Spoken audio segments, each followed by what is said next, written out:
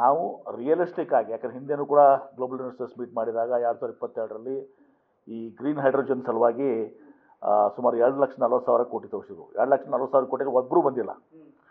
ಈ ಥರ ಆಗಬಾರ್ದು ಅಂಥೇಳಿ ಸಲ ನಾವು ರಿಯಲಿಸ್ಟಿಕ್ ಆಗಿ, ಮುಖ್ಯಮಂತ್ರಿಗಳು ಕೂಡ ಅದನ್ನು ಹೇಳಿದರು, ನಾನು ಕೂಡ ಅದನ್ನು ಏನು ಮಾಡಿದ್ದೀವಿ, ನಮ್ಮ ಅಧಿಕಾರಿಗಳು ನಾವು ರಿಯಲಿಸ್ಟಿಕ್ ಆಗಿ ಸುಮಾರು 8-10 ಲಕ್ಷ ಕೋಟಿ ಏನು ದಿವಸ ನಾವು ಇದು ಮಾಡ್ತೀವಿ.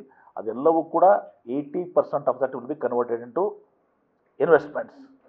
ಆ ಥರ ನಾವು ಕೆಲಸ ಮಾಡ್ತಿದ್ದೀವಿ. ಎಲ್ಲ ಕಡೆ ಒಳ್ಳೆ ರೆಸ್ಪಾನ್ಸ್ ಬಂದಿದೆ. ನಮ್ಮ ಹೊಸ ಇಂಡಸ್ಟ್ರಿಯಲ್ ಪಾಲಿಸಿನೂ ಅನ್ವೀಲ್ ಮಾಡ್ತಾಯಿದ್ದೀವಿ. ನಾವು is of doing business single window clearance ಏನಿದೆ ಅದನ್ನು ಕೂಡ ಅನ್ವೀಲ್ ಮಾಡ್ತಾಯಿದ್ದೀವಿ.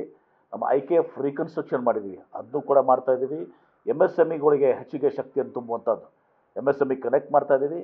ಆಮೇಲೆ ವೆಂಚುರೈಸ್ ಅಂತೇಳಿ ಸ್ಟಾರ್ಟಪ್ ಚಾಲೆಂಜಸನ್ನು ಇಂಡಸ್ಟ್ರಿದಿಂದ ಪ್ರಾಬ್ಲಮ್ ತೊಗೊಂಡು ಅದನ್ನು ರಿಸಾಲ್ವ್ ಮಾಡಲಿಕ್ಕೆ ಈ ಸ್ಟಾರ್ಟಪ್ಸ್ಗೆ ನಮ್ಮ ರಾಜ್ಯ, ರಾಷ್ಟ್ರ, ಅಂತಾರಾಷ್ಟ್ರೀಯ ಎಲ್ಲ ಭಾಗವಹಿಸಿ $1 ಲಕ್ಷ ಪ್ರತಿ ಒಂದು ಇದಕ್ಕೆ ಮಷಿನ್ ಟೂಲ್ಸ್ಗೆ $1 ಲಕ್ಷ, ಏರೋಸ್ಪೇಸ್ ಆ್ಯಂಡ್ ಡಿಫೆನ್ಸ್ಗೆ $1 ಲಕ್ಷ ಮತ್ತು ನಮ್ಮ EV ಆ್ಯಂಡ್ ಆಟೋಮೊಬೈಲ್ $1 ಲಕ್ಷ. ಇದೆಲ್ಲನೂ ಕೂಡ ಪ್ರೈಸ್ ಮನಿ ಇಂಡಸ್ಟ್ರಿದವ್ರು ಕೊಡ್ತಾರೆ, ಕಂಪ್ನೀಸ್ ಕೊಡ್ತಾರೆ, ಸ್ಪಾನ್ಸರ್ ಮಾಡ್ತಾರೆ.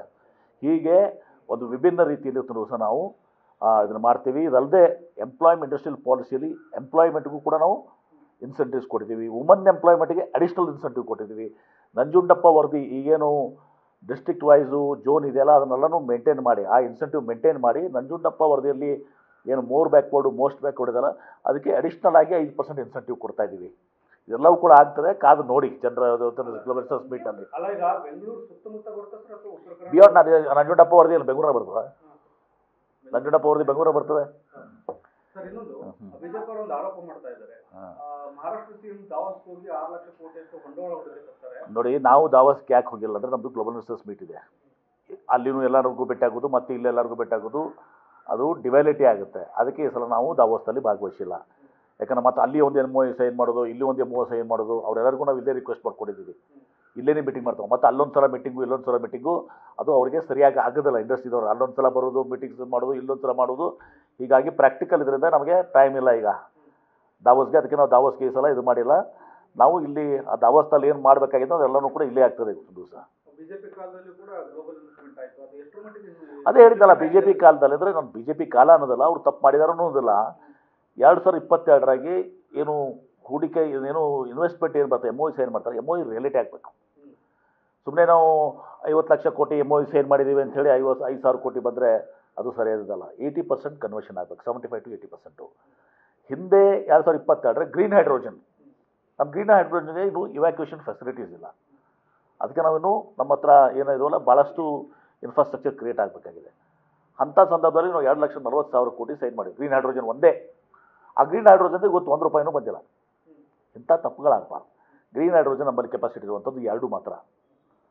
ಆ 2ಕ್ಕಷ್ಟೇ ನಾವು ಕಾನ್ಸಂಟ್ರೇಟ್ ಮಾಡ್ತಾ ಇದ್ದೀವಿ ಈಗ. ಧನ್ಯವಾದ, ಥ್ಯಾಂಕ್ ಯು.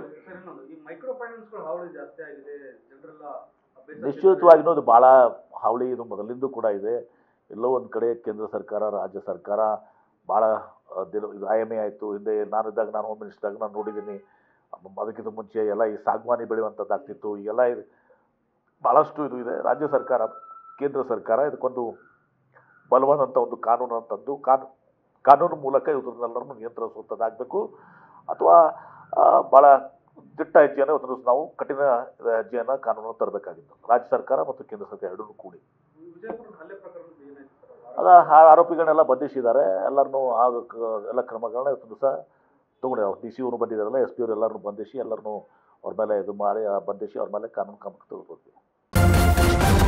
ನ್ಯೂಸ್ ಫಸ್ಟ್, ನಿರ್ಭೀತಿಯಿಂದ ನಿಮ್ಮ ಪರವಾಗಿ.